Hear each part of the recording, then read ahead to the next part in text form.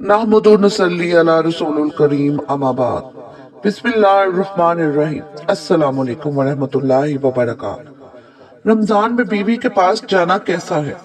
रमजान में बीवी से हम बिस्तरी करना कैसा है? रमजान में बीवी से हम बिस्तरी का बार बार क्यों कहा जाता है? रमजान में बीवी से हम बिस्तरी के क्या क्या फायदे हैं? रमजान में बीवी से हम बिस्तरी करने के फजाइल व बरकात क्या क्या है? मोहतरम नाजरीन, माह रमजान में बीवी से हम बिस्तरी करने के 3 बड़े फायदे हैं जिन्हें जानकर आप हैरान रह जाएंगे।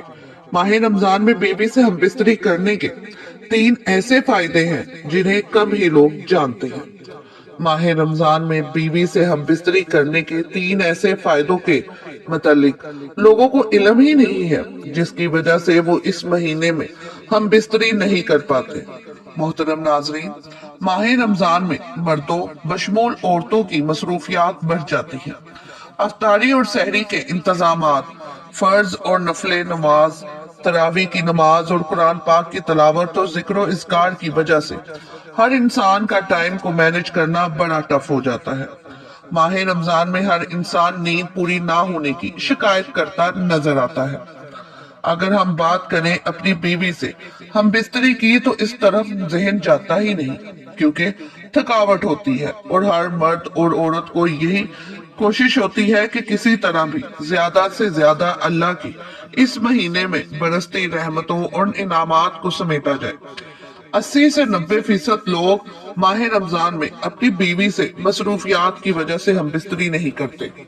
कुछ लोग ऐसे भी हैं जो ये समझते हैं कि रमजान के महीने में अपनी बीवी से हम बिस्तरी करना हराम और नाजायज है। ऐसे लोग रमजान के महीने में अपनी बीवी से हम बिस्तरी को एक बहुत बड़ा गुनाह समझते हैं, लेकिन हम आपको हदीस पाक की रोशनी में बता देते हैं कि रमजान के महीने में बीवी के साथ हम बिस्तरी करना हराम और नाजायज नहीं है। रमजान के महीने में आप अपनी बीवी के साथ हम बिस्तरी कर सकते हैं, सिर्फ रोजे की हालत में ऐसा करना मना है। यानी कि रमजान के महीने में सिर्फ रोजे की हालत में बीवी के साथ हम बिस्तरी करना हराम है। याद रखें, रमजान के महीने में जिस तरह से रोजे की हालत में खाने पीने से रोका गया है, खाने पीने से मना किया गया है, ठीक इसी तरह से बीवी के साथ हम बिस्तरी करने के लिए भी मना किया गया है। मगर ये काम यानी हम बिस्तरी आप रात के वक्त कर सकते हैं।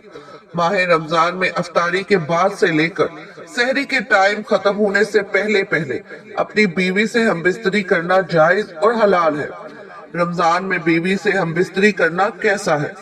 रमजान में बीवी से हम बिस्तरी का बार बार क्यों कहा जाता है? रमजान में बीवी से हम बिस्तरी करने के क्या क्या फायदे हैं? इसकी मुकम्मल तफसील जानने के लिए वीडियो को आखिर तक जरूर देखिएगा। मोहतरम नाजरीन, रमजान में बीवी से हम बिस्तरी का बार बार क्यों कहा जाता है? रमजान में बीवी से हम बिस्तरी का बार बार इसलिए कहा जाता है कि माह रमजान में अपनी बीवी से हम बिस्तरी के 3 बड़े फायदे हैं।